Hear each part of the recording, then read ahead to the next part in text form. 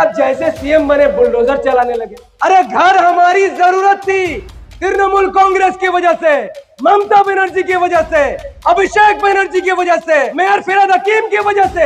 ये लोग आपके घर को बचा सकते थे, ये लोग आपके आशियाने की हिफाजत कर सकते थे। रब्बे काबा की कसम, इनको आपकी परवाह नहीं है। इन लोगों ने पश्चिम बंगाल में बीजेपी को घुसाया, खुद इल्लीगल घर बनवाया और आज मुसलमानों को बीजेपी के सामने मरने के लिए छोड़ दिया। अरे मुसलमानों, तुम्हारा खून नहीं खोल रहा है क्या? हिंदू समाज का ख्याल रखते हुए गाय की कुर्बानी नहीं की जबकि ऑप्शन था, तो इसके बदले में दोबारा डेमोलिशन मत कीजिए।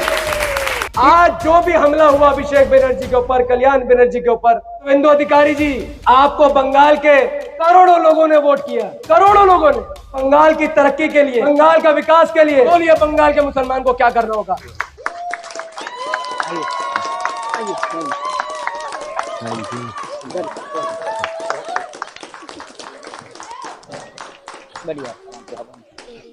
अल्हम्दुलिल्लाह रब्बिल आलमीन वस्सलातु वस्सलाम अला सय्यदिल मुरसलीन व अला आलिहि व अस्हाबिहि अजमाइन, अम्मा बाद। आज पश्चिम बंगाल में जो इलेक्शन हुए और तृणमूल कांग्रेस की सरकार गिर गई, भारतीय जनता पार्टी की सरकार बन गई। अब किसी भी पार्टी से आप मोहब्बत करते हैं या नफरत करते हैं, लेकिन जब एक स्टेट के लोग किसी पार्टी को चुनकर जिताते हैं, चाहे वो कोई भी पार्टी जीते, हम सबका काम है संवैधानिक तरीके से उनका सम्मान करना और उम्मीद करना कि वो अच्छे तरीके से काम करें। जब 5 मई को रिजल्ट सामने आया, पूरे बंगाल के लोग हैरान और परेशान हो गए कि आखिर ये हुआ कैसे। अचानक पता चला कि बीजेपी 200 से ज्यादा सीटें जीत गई, टीएमसी 80 सीटों में निपट गई और 4 दिन के अंदर इसी कोलकाता के सरजमीन पर कुछ ऐसा हादसा हुआ जिसने कोलकाता में रहने वाले लाखों मुसलमानों को अंदर से हिला कर रख दिया। तोपसिया इलाके में एक बिल्डिंग में आग लगा। शुवेंदु अधिकारी जी जो यहाँ के सीएम हैं और डिप्टी सीएम अग्निमित्रा जी, उन्होंने फौरन हुक्म दे दिया, आओ देखा ना ताओ देखा, बोला डेमोलिशन कर दो। अब पश्चिम बंगाल में एमआईएम इलेक्शन तो लड़ी थी, इमरान भाई भी इलेक्शन लड़े थे, इनके साथ 10 कैंडिडेट और इलेक्शन लड़े थे। उस पूरे इलेक्शन में घूम घूम कर, घर घर जा जाकर मैं कहता रहा कि एमआईएम का एक नेता जिता दो, एमआईएम का एक नेता जिता दो। कल को किसकी सरकार बन जाएगी मालूम नहीं, कोई तो बोलने वाला होना चाहिए। ठीक है, पश्चिम बंगाल के मुसलमानों ने यह डिसीजन लिया कि उनको ऐसा लगा, गलतफहमी में उनको डाला गया कि तुम बीजेपी को रोक सकते हो। पश्चिम बंगाल में मुसलमान 27% है, हमारे हिंदू समाज के हमारे भाई वो 70% है। अब बताइए, जाहिल नेता आके बोलते हैं मुसलमान बीजेपी को रोक सकते, क्या बेवकूफी है। मुसलमानों को लगा ठीक है टीएमसी को मौका देना चाहिए, बीजेपी को रोकना चाहिए, और क्या हुआ? पश्चिम बंगाल के 99.99% मुसलमानों ने एक तरफा टीएमसी को वोट दिया, फिर भी बीजेपी जीत गई। अब जब बुलडोजर चला तोपसिया में और टीएमसी के 80 एमएलए मौजूद, लोग हमें कॉल कर रहे थे, नफीस में बुलडोजर चल रहा, बुलडोजर चल रहा, जल्दी आइए। बीजेपी यही तो चाहता था, मुस्लिम इलाके में बुलडोजर चले, हल्ला गुल्ली करो, एक का जगह 20 घर तोड़ दो। हिकमत से हम लोगों ने काम किया, मामला को समझा और हमने इंतजार किया कि पश्चिम बंगाल के मुसलमानों ने जिन 80 एमएलए को जिताया, जो टीएमसी के 80 एमएलए जीते थे, वो तोपसिया जाएंगे, बुलडोजर को रोकेंगे, संवैधानिक तरीके से पुलिस से बात करेंगे। एक दिन गुजरा, 2 दिन गुजरा, 3 दिन गुजरा, टीएमसी का 80 एमएलए तो छोड़ो, एक काउंसिलर का भी पता नहीं था। क्या पश्चिम बंगाल के मुसलमानों को यह नहीं सोचना चाहिए कि 15 साल जिस टीएमसी को मुसलमानों ने पाला, मुसलमानों ने पोसा, मुसलमानों ने खिलाया, मुसलमानों ने वोट दिया, मुसलमानों ने उनके लिए मार खाया, बदले में उस सरकार ने कुछ नहीं दिया मुसलमानों को। सिर्फ इस उम्मीद से उनको वोट मिला कि भाई ये कट्टरपंथ ताकतों को रोकेंगे, ये दंगा होने से बचाएंगे, ये बंगाल को बचाएंगे। 15 साल तक ममता बनर्जी को पश्चिम बंगाल के मुसलमानों ने सीएम बनाया, और आज जब पश्चिम बंगाल को सबसे ज्यादा जब मुसलमानों को टीएमसी की जरूरत थी, अफसोस टीएमसी के 80 एमएलए किसी न किसी बिल में जाकर घुस गए और मुसलमानों को मरने के लिए छोड़ दिया। बताइए सही है कि गलत? देखिए, सियासत, राजनीति, पॉलिटिक्स ये दुनिया का हिस्सा है। एमआईएम पार्टी है, तृणमूल पार्टी है, बीजेपी है, कांग्रेस है, सीपीएम है। दुनिया और हमारी जिंदगी आज है, कल खत्म हो जाएगी, कयामत को भी आना है, सब कुछ बर्बाद हो जाएगा। लेकिन एक मुसलमान का काम है कि वो चाहे पॉलिटिक्स में हो, चाहे अपने घर में हो, चाहे वो मस्जिद का इमाम हो या चौराहे में उसका कोई दुकान हो, उसे सिर्फ और सिर्फ कुरान की आयत को फॉलो करते हुए वतवासो बिल हक और वतवासो बिस्सब्र की बात करनी चाहिए। अफसोस की बात कि 70 सालों में पश्चिम बंगाल के मुसलमानों ने सीपीएम को भी पाला, कांग्रेस को भी पाला, टीएमसी को भी पाला। आज से लगभग 1 साल पहले यही पटवार बगान, यही राजा बाजार मोड़ में एक बिल्डिंग को डेमोलिश किया गया।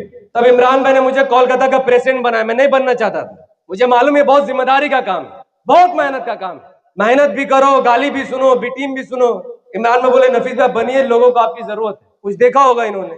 तब मुझे यहाँ की औरतों ने फोन किया, बोला नफीस भाई आपके बारे में पता चला, आपका वीडियो देखा, अब सिर्फ आपसे उम्मीद है, प्लीज हमें बचाइए, हमारा घर टूट रहा है, हमारे बच्चे सड़कों पर है, माँ बाप सड़कों पर है। मैंने आगे पीछे कुछ नहीं दिखा, रब्बे काबा की कसम, उन रोते हुए औरतों का आंसू मुझसे देखा ही नहीं गया। मैं जानता था कि पश्चिम बंगाल और कोलकाता में इमाम का कोई बड़ा कमिटी नहीं है और ना मेरे कोई हजारों फॉलोअर्स है। जान का खतरा, माल का खतरा। मैंने घर में अल्लाह का नाम लिया, जोहर की नमाज अदा की और घर से निकला, जहां डेमोलेशन हुआ वहां पहुंचा, लोगों से बात की, पुलिस प्रशासन से बात की और फिर मैंने डिसाइड किया कि नहीं, अगर जिसने बनाया है, जिसने बनने दिया है, जिसने खाया है, कार्रवाई तो उन पर होनी चाहिए थी, बुलडोजर तो उन पर चलना चाहिए था, मुकदमा उन पर लगनी चाहिए थी। अरे जनता का घर कैसे टूट गया? कौन है ये सरकार जो जनता का घर टूटेगा? उस वक्त तृणमूल कांग्रेस की सरकार थी। झगड़ा हुआ, झमेला हुआ, मेरे ही लोगों ने, मेरे ही मुस्लिम समाज के लोगों ने मुझे धक्का दी। कोई बात नहीं, मैं घर गया, नमाज पढ़ा, रोया, अल्लाह से दुआ की, अल्लाह इन्होंने क्यों धक्का दिया? मैं तो गया था घर रोकने के लिए, घर ना टूटे। फिर इमरान भाई के साथ हमने मीटिंग किया कि इस वक्त पश्चिम बंगाल में 1 साल पहले टीएमसी की सरकार थी, मेजोरिटी में 220 एमएलए, असेंबली में Mamata Banerjee CM, Kolkata municipal corporation में फिराद हकीम मेयर। यानी इतना पावर, इतना ताकत किसके दम से? मुसलमान के दम से। तब ऐसा ही एक लेटर मैंने उस वक्त की सीएम ममता बनर्जी को भेजा कि मैडम रिस्पेक्टेड मुख्यमंत्री जी, लोग परेशान हैं, रो रहे हैं, उनका घर टूट रहा है, आप एमआईएम का डेलीगेशन आपसे मीटिंग करना चाहता है, हमारे पास इसका सॉल्यूशन है, आप हमारी बात सुनिए, घर को रेगुलराइज कीजिए। कहीं से खबर आई और बताया गया तुम्हारी औकात है, तुम्हारी हैसियत है कि तुम सीएम ममता से मिलोगे, पैर की जूती नहीं हो तुम लोग, ऐसा मुझे बोला ही। मैंने कहा कोई बात नहीं, कोशिश नहीं छोड़ना चाहिए, लोग रो रहे हैं। तब हमने राजा बाजार मोड़ में प्रोटेस्ट करने का ऐलान किया, सोशल मीडिया में पोस्टर डाल दिया, पोस्टर हमने छाप लिया, जेब से पैसे लगाए। और हमारा मुद्दा यह था, सुनिए कितना इंपॉर्टेंट बात है, हमने सरकार से यह डिमांड रखा कि सरकार का काम था लोगों को लीगल घर बना कर देना, सरकार का काम था लोगों को लीगल घर बना कर देना। ममता बनर्जी सीएम बन के एसी के कमरे में पैर पे पैर डालकर आराम कर रही है। भाई जनता को तो घर की जरूरत है।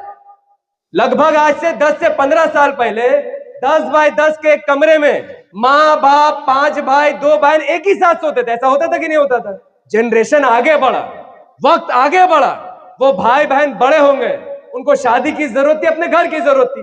ममता बनर्जी का काम था अपार्टमेंट बनाती, घर बनाती, सरकारी पैसा लगाती, मुनासिब रेट में लोगों को घर दे देती।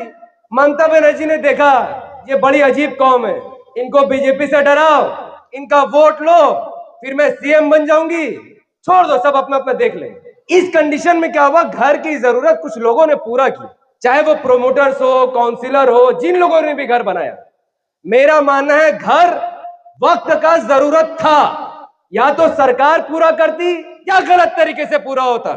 इसका मिसाल ऐसा है कि आप में से हर व्यक्ति को अगर भूख लगा हो, प्यास लगा हो, कुरान में हुक्म है 3 दिन से ज्यादा अगर आपको खाना ना मिले तो सुअर का गोश्त आपके लिए जायज हो जाता है। 3 दिन तक अगर आपको पानी ना मिले तो शराब आपके लिए जायज हो जाता है। अरे घर हमारी जरूरत थी, घर हमारी जरूरत थी। ममता बनर्जी की सरकार ने वो जरूरत पूरा नहीं किया। जिसको समझ में आया उसने बनाया, जिसको समझ में आया उसने खरीदा और अपना जरूरत पूरा किया। मैं किसी को ब्लेम नहीं करूंगा। जिसने भी बनाया हो इल्लीगल घर, जिसने भी बनाया, जिसने भी पैसा खाया, जाओ, मैं छोड़ देता हूं तुम्हें कि चलो तुमने जनता की जरूरत पूरी की। पर सवाल मेरा ममता बनर्जी से है, सवाल मेरा फिरहाद हकीम से है। तुम सीएम थी, तुमने एक व्यक्ति को मेयर बनाया, बोला हमने मुसलमान को मेयर बनाया। एक बिल लाना था भाइयों।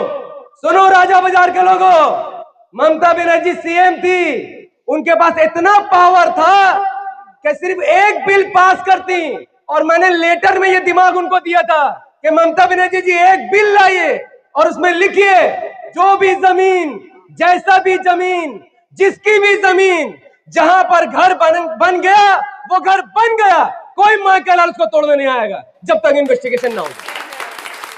बहुत इजी काम था। टीएमसी के 200 एमएलए थे, सब वोट करते, बिल पास हो जाता।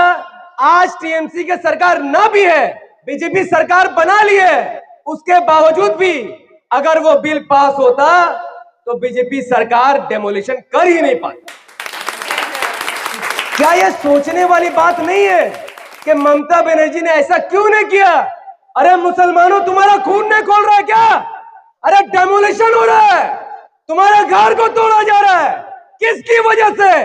तृणमूल कांग्रेस की वजह से, ममता बनर्जी की वजह से, अभिषेक बनर्जी की वजह से, मेयर फिरहाद हकीम की वजह से। ये लोग आपके घर को बचा सकते थे, ये लोग आपके आशियाने की हिफाजत कर सकते थे, ये लोग आपके अनऑथोराइज्ड बिल्डिंग को ऑथोराइज बना सकते थे। रब्बे काबा की कसम, इनको आपकी परवाह नहीं है। इन लोगों ने पश्चिम बंगाल में बीजेपी को घुसाया, खुद इल्लीगल घर बनवाया और आज मुसलमानों को बीजेपी के सामने मरने के लिए छोड़ दिया। मैं आपसे पूछता हूं, क्या आपका ईमान, आपका गैरत आपको इजाजत देता है कि क्या आप आज भी आप टीएमसी का झंडा पकड़ते हैं? क्या आज भी आप टीएमसी नेता के पीछे घूरते हैं? आपको क्या लगता है तो अब में डिमोलिशन वो तो और कहीं नहीं होगा?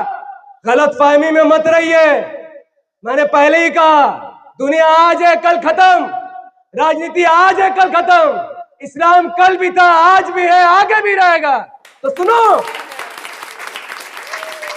गाजा में मुसलमानों का नरसंहार हुआ। गाजा में सुनो कितना बड़ा करेक्शन है। जब गाजा में मुसलमानों को मारा गया इजराइल द्वारा, उस वक्त मैंने पूरे भारत के मुसलमानों के लिए एक वीडियो बनाया कि मुत्तहिद हो जाओ।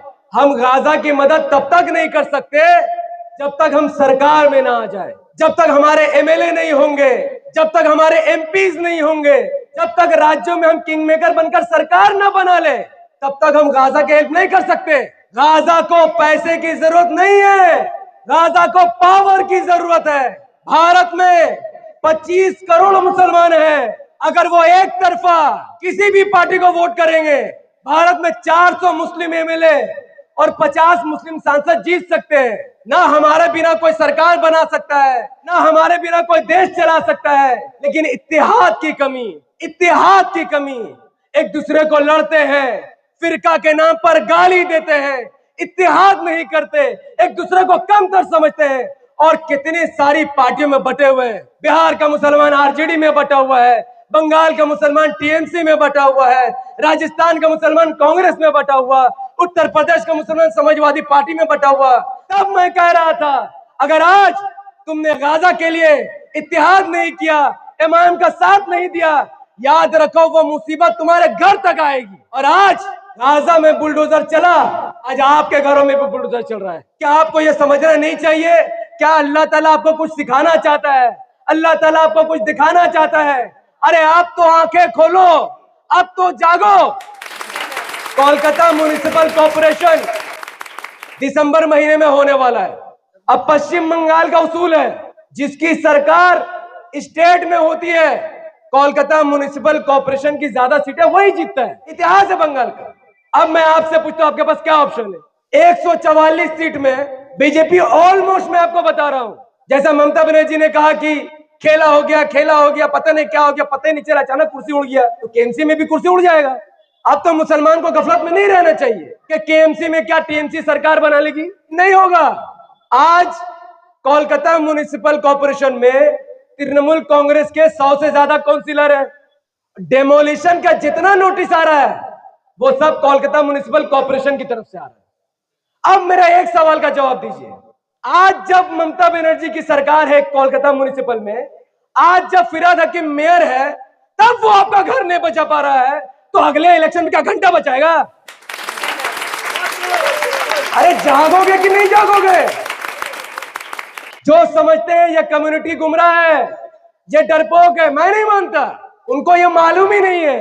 इस कौम को सिर्फ एक जगाने वाला चाहिए। ये कौम समुंदर में तैर रही है, बचने की कोशिश कर रही है। रब्बे काबा की कसम, इस कौम को सिर्फ एक तिनका की सहारा की जरूरत है। जिस दिन वो सहारा मिला, उस दिन ये कौम भी जागेगी, अपना घर भी बचाएगी और अपनी क़यादत को भी खड़ी करेगी।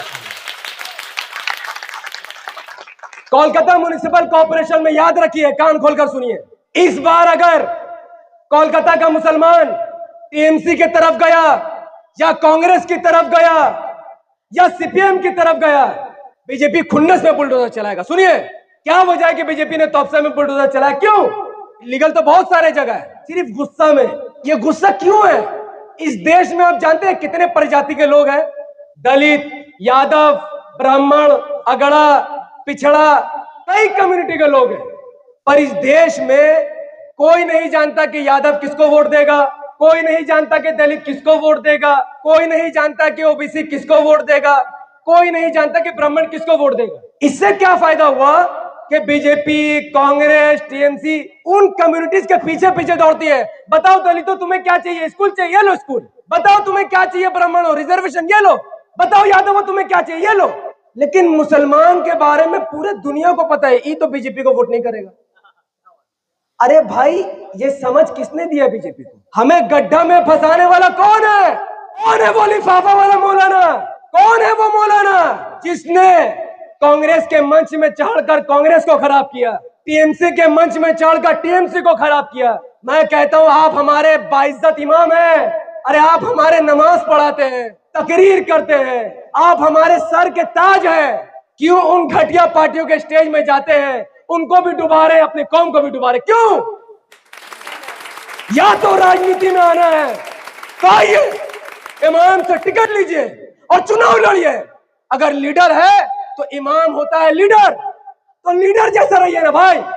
आप इमाम है मस्जिद के, क्यों किसी पार्टी के लिए जाएंगे बात करने के लिए? क्यों? हमें बुरा लगता है जब बीजेपी वाले मुझे डिबेट में कहते हैं कि क्यों आपके मौलाना फतवा देते, इसको वोट दो, इसको वोट मत दो। नजर झुक जाता मेरा कि ये सही बोल रहा है, ये मौलाना का काम नहीं है। फिर भी उस बीजेपी वाले को मैं कहता हूं कि किसी पंडित का भी राइट नहीं है बोलना किसको वोट दो, किसको मत दो। जाओ पहले अपने गरीबान पे जाते, ये हमारा मामला है, एक दिन इस मामले को हम लोग ठीक कर लेंगे। तो हमारे मस्जिद के बाइज्जत इमामों, मौजिनों, आप हमारे सर के ताज है। खुदारा मस्जिद में कोई पॉलिटिकल पार्टी को मत घुसाइए, मस्जिद में किसी नेता को मत घुसाइए। जब आप मस्जिद में सियासत घुसाते हैं तो उसका फर्क ये पड़ता है कि वो बुलडोजर और वो दुश्मन, वो बुलडोजर सीधा मस्जिद के चौखट तक पहुंचा देता है। पर मैंने 70 साल का इतिहास पढ़ा है, गलतियों को मैंने नोटिस किया है। समय आ गया है, एक एक गलती को सुधारना है और अपनी क़यादत को मजबूत करना है। आज खबर आई कि अभिषेक बनर्जी पर, कल्याण बनर्जी पर खूब हमला हुआ, अंडा चला, जूता चला, चप्पल चला, न जाने क्या क्या। देखिए, एआईएमआईएम सिर्फ एक समाज की बात नहीं करती है। असदुद्दीन ओवैसी साहब मुस्लिम नेता जरूर है, लेकिन वो मुसलमानों के नेता नहीं है भाइयों। असदुद्दीन ओवैसी साहब भारत के नेता है, देश के नेता है। वो मुसलमानों के लिए नहीं बल्कि संविधान के लिए लड़ते हैं। आज जो भी हमला हुआ अभिषेक बनर्जी के ऊपर, कल्याण बनर्जी के ऊपर, हम उसकी निंदा करते हैं।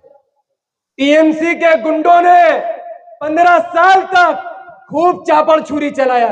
अफसोस कि उसमें मुसलमान ज्यादा थे। रसूलुल्लाह सल्लल्लाहु अलैहि वसल्लम ने हमें सिखाया कि जो मुसलमान अपने पड़ोसी को तकलीफ दे वो हम में से नहीं है। और टीएमसी के गंदी राजनीति ने हमारे कौम के बच्चों को, हमारे कौम के जवानों को ये नहीं कहा कि तुम पढ़ो लिखो और तुम्हारे लिए इंग्लिश मीडियम स्कूल खोल दूं और तुम्हारा स्कूल बेहतर कर दूं। नहीं, उन्होंने कहा कि पढ़ लिख कर क्या करोगे, गुलामी करना है, गुलामी करोगे। टीएमसी की गुलामी कर रहे हो, पहले ममता बनर्जी की कर रहे हो, फिर अभिषेक बनर्जी करोगे, तो इससे चलो चापड़ छुरी चलाओ। इससे प्रॉब्लम क्या हुआ जानते हैं? आज तो सरकार चेंज हो गई, वो ढूंढेंगे, बदला लेंगे, कार्रवाई करेंगे, तो आपका तो दीन और दुनिया सब बर्बाद हो गया। हम तो दुनिया में मार खा रहे हैं। रसूलुल्लाह सल्लल्लाहु अलैहि वसल्लम ने फरमाया, दुनिया काफिरों के लिए जन्नत, मोमिन के लिए कैद खाना है। और मैं अपने मुस्लिम भाइयों से पूछता हूं, क्या मुझे रोना नहीं आएगा ये सोचकर कि ये मुस्लिम समाज दुनिया में भी मार खा रहा है और चापर छुरी चलाकर आखिरत में भी मार खाएगा? क्या ये अच्छी बात है? दुनिया जद्दोजहद करने की जगह हम करेंगे, लेकिन आखिरत से समझौता नहीं करेंगे। अभिषेक बनर्जी की जो भी गलती हो, कल्याण बनर्जी की जो भी गलती हो, जिनके साथ उन लोगों ने गलत किया है, खुदारा आप हिंदू हो या मुसलमान, थाना में उनके खिलाफ एफआईआर करवाइए। जज फैसला करेगा कौन बलात्कारी है, जज फैसला करेगा कौन भ्रष्टाचारी है।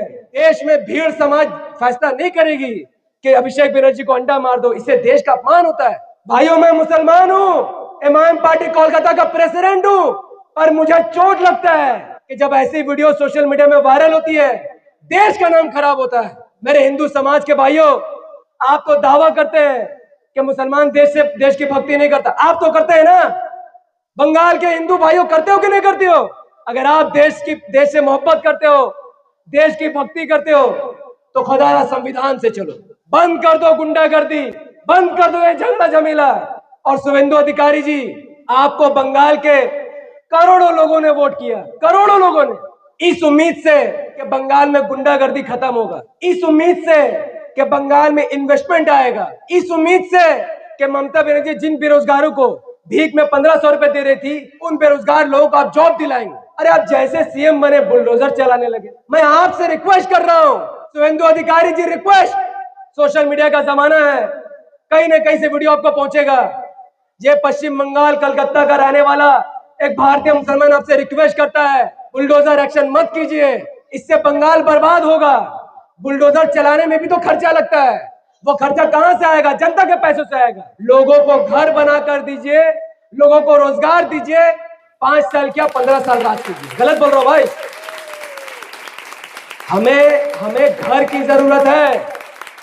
ठीक है, आप बीजेपी से सीएम बने, कोई बात नहीं, आपकी पार्टी का आइडियोलॉजी अलग, हमारी पार्टी का आइडियोलॉजी अलग है। आपका मानना है मदरसे में वंदे मातरम पढ़वा देंगे, स्कूल में वंदे मातरम पढ़वा देंगे, सब ठीक हो जाएगा।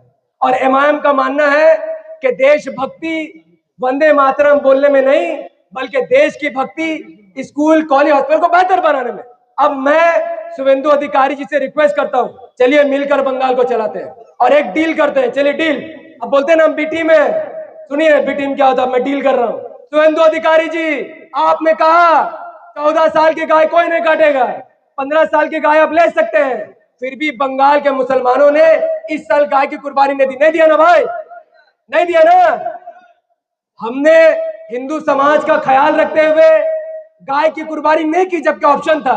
तो इसके बदले में आप डेमोलिशन कर सकते हैं, खुदा मत कीजिए, डील को अपना लीजिए और छोड़ दीजिए डेमोलिशन। और बंगाल की तरक्की के लिए, बंगाल का विकास के लिए बोलिए बंगाल के मुसलमान को क्या करना होगा। आप जो कहेंगे, जैसा कहेंगे, बंगाल की तरक्की में अगर मुसलमान का खून भी मांगेंगे तो भी मैं पीछे नहीं हटूंगा इंशाअल्लाह। मैं यही अपनी बात को खत्म करता हूं, इस उम्मीद से कि मेरा पैगाम आपके दिलों तक पहुंचा होगा।